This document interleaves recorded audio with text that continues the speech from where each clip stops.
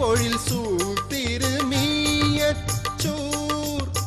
இறைவி இறைவனை ஆனையின் மேலே பருதினல் வழிபாடு செய்த கோவில் முயற்சிநாதர் சௌந்தர உமையை புகழ்மலி புகலியன் தமிழிசையால் அகமதில் சிவனை வழிபடுவோமே.